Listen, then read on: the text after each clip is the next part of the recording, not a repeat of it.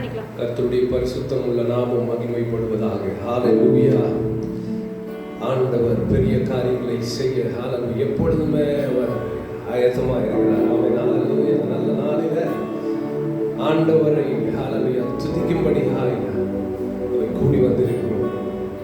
அவருடைய பிரசன்னம் இறங்கி வருகிற பொழுது பர்வதங்கள் எல்லாம் மெழுகு போல இருக்கும். ஹalleluya.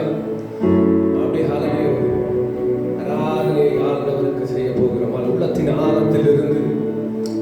ஆழத்திலிருந்து ஒரு ஆராதனையை செய்து ஹalleluya ஆண்டவருடைய ராஜ்யத்தை குறித்து ஹalleluya கொஞ்ச நேரம் ஹalleluya பார்க்க போகிறோம். அப்படியே கண்களை மூடி கர்த்தாவே உம்மை நாங்கள் துதிக்கிறோம். பரிசுத்தம் உள்ள தெய்வமே உம்மை நாங்கள் துதிக்கிறோம். ராஜா கிருபையுள்ள தெய்வமே உம்மை நன்றியோடு உம்மை ஸ்தோத்திரிக்கிறோம். இந்த நேரத்தில் ஆண்டவரே இந்த காணொளியை கர்த்தாவே ஆண்டவரை பார்த்து கொண்டிருக்கக்கூடிய ஒவ்வொரு மேலிலும் ஆண்டவருடைய அன்பின் கரம் கடந்து செல்லும்படியாய் ஆண்டவரே உம்முடைய சமூகத்தில் இருந்து இறங்கி வரக்கூடிய தேவ பிரசன்னம் ஒவ்வொருவரையும் நிரப்பும்படியாய் ஆண்டவரே எனக்கு இந்த வேலையிலே நாங்கள் செபிக்கிறோம். தேவன் தாமே கிரியை செய்கிறார். நடந்து வா மாலையில் வேறு கரங்களையும் வானத்துக்கு நேராக உயர்த்தி அவரை அழைப்போம். இயேசுவே சொல்லுங்க. வறுமையா போதகரே வந்து மீடம் தங்கீரும். வறுமையா போதகரே வந்து மீடம் தங்கீரும். செருமையா பந்தினில் செருமையா பந்தினில் சிறியவராம் எங்களிடம் சிறியவராம் எங்களிடம் ஒளி மங்கீருளாச்சே உத்தமரே வாருமையா ஒளி மங்கீருளாச்சே உத்தமரே வாருமையா கழித்திரவு காத்திருப்பே கழித்திரவு காத்திருப்பே காதலரே கருணை செய்வார் காதலரே கருணை செய்வார். வறுமையா போதகரே வந்தெம்மிடம் தங்கீரும். செருமையா பந்தினில் செருமையா பந்தினில் சிறியவராம் எங்களிடம் சிறியவராம் எங்களிடம்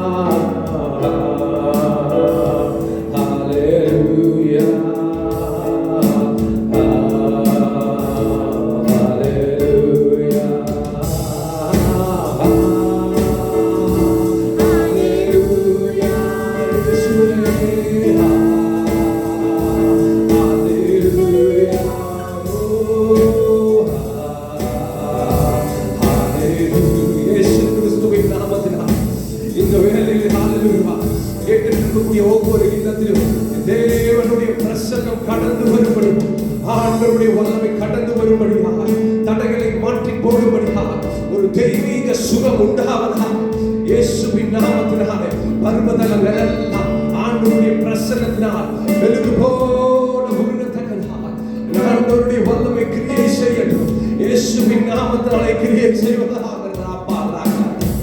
ஹல்லேலூயா. நன்றி தகப்பனே, அந்த நல்ல வேலைக்கு உமக்கு நன்றி செலுத்துகிறோம். ஆமென். ஹல்லேலூயா. எல்லோரும் கரங்களை தட்டி கர்த்தருடைய நாமத்தை நீங்கள் மகிமைப்படுத்துங்க.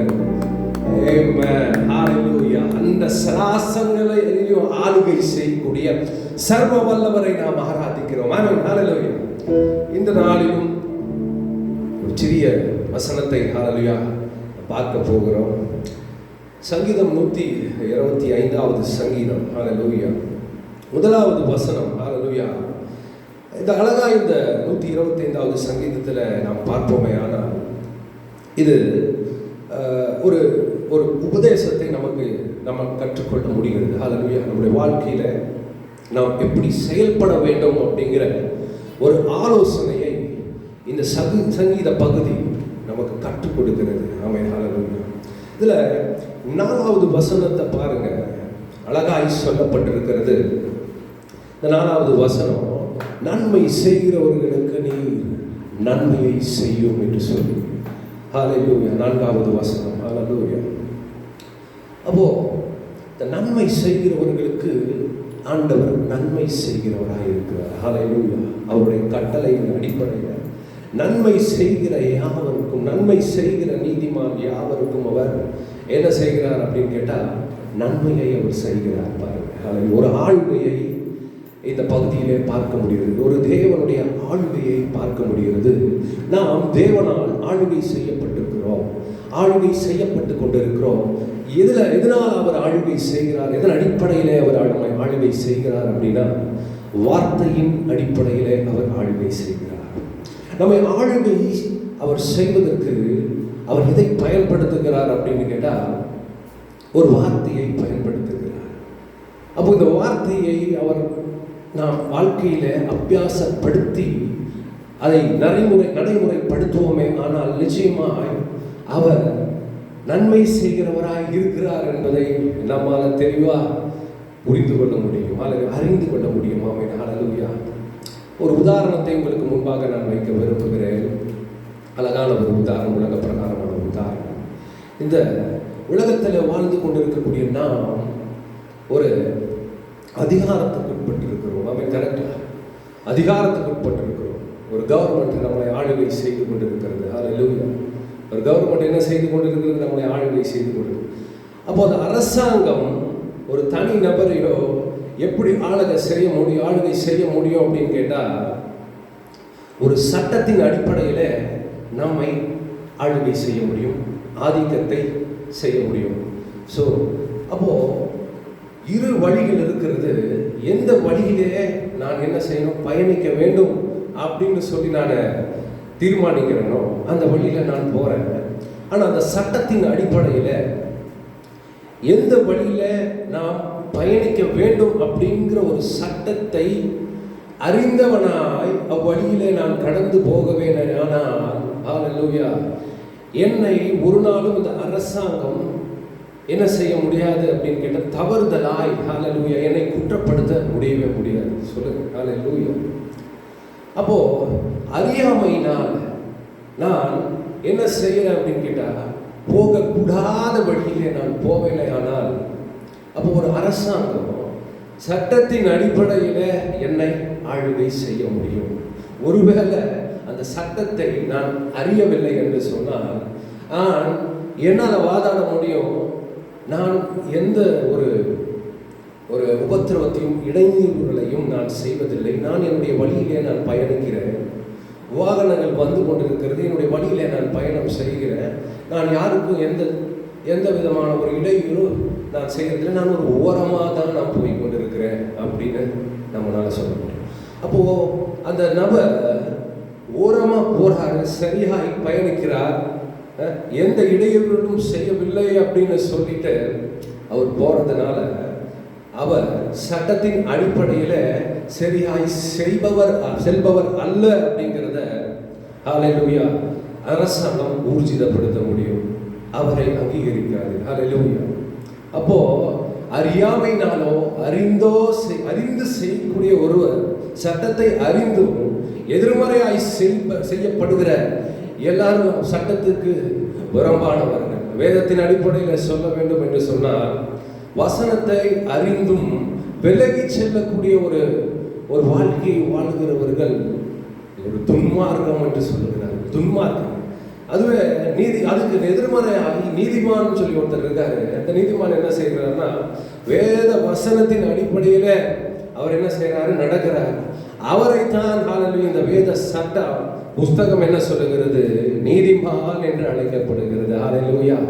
அப்போ நம்ம இந்த இடத்துல கூடி வந்திருக்கக்கூடிய நம்ம எல்லாரும் அநேகர் எல்லா சட்டத்திட்டங்களையும் கடைபிடிக்கிறது இல்லை.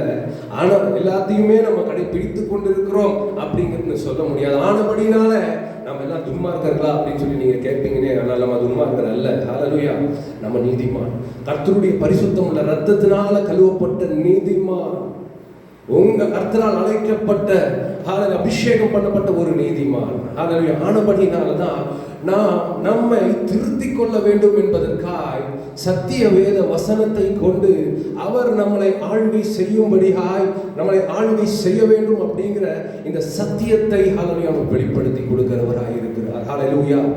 அப்போ எல்லா காரணமே சொல்லும், நான் அறியாமையினால செய்யப்படக்கூடிய எந்த ஒரு விஷயத்தையும் ஹல்லேலூயா தேவன் எனக்கென்று வைக்கப்பட்டிருக்கக்கூடிய ஆசீர்வாதத்தை ஹல்லேலூயா நான் சுதந்தரித்துக் கொள்ள வேண்டுமே. ஆனால் வேத வசனத்தின் அடிப்படையிலே அதை புரிந்தவர்களாய் நாம் நடக்கிற பொழுது எனக்கென்று வைக்கப்பட்டிருக்கக்கூடிய ஆசீர்வாதத்தை நம்மால் சுதந்தரித்துக் கொள்ள முடியும்.